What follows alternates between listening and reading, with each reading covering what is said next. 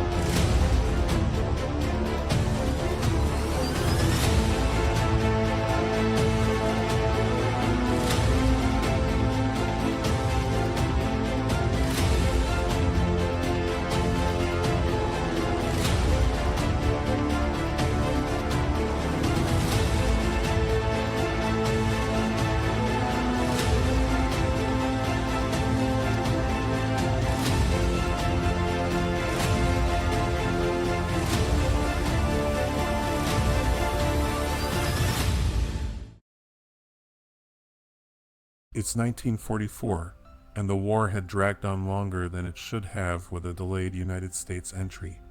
The weight of the war has been crushing the world. The United States, since entering the war, has suffered major losses in the East due to a stronger Japan war machine with no resource shortages. Franklin Roosevelt, weakened by war and fading health, lost his re-election bid in a narrow race. A new leader emerged, Thomas Dewey. The American people, wary of another drawn-out conflict, chose Dewey for his promise of victory through diplomacy, not through bloodshed. But diplomacy, as he would learn, is no shield against war. By the time Dewey acted, it was already too late.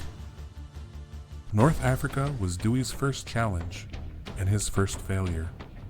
Unlike Roosevelt, he saw the deserts of Egypt as a distraction. He delayed sending reinforcements.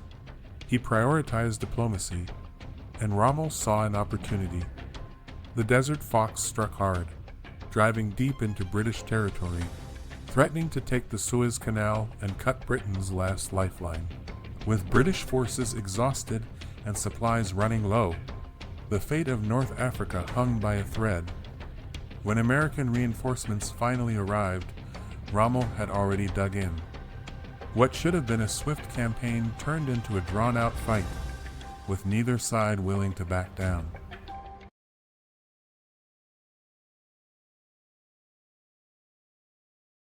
By 1945, the war was slipping away. Churchill begged for an invasion of France. The Soviets, fighting alone, were collapsing. Eisenhower warned Dewey that waiting would only make victory harder.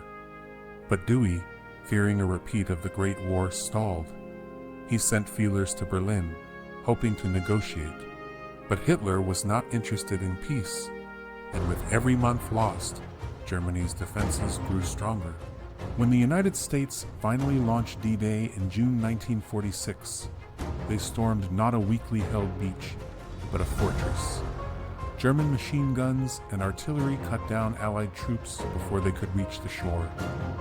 The Atlantic Wall had been reinforced beyond anything the Allies had anticipated, and the landing quickly turned into a bloodbath. Eisenhower, who had spent years planning the invasion, was left shattered by the disaster.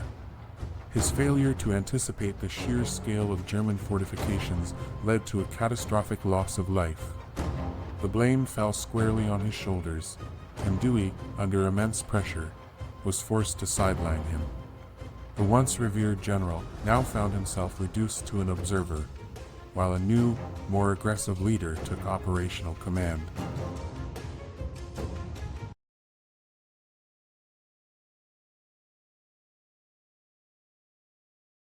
Dewey did not trust Patton.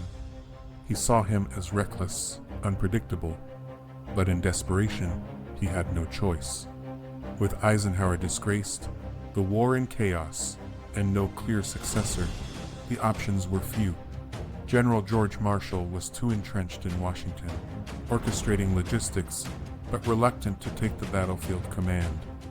Field Marshal Montgomery, though respected by the British, lacked the ruthlessness needed for an all-out push.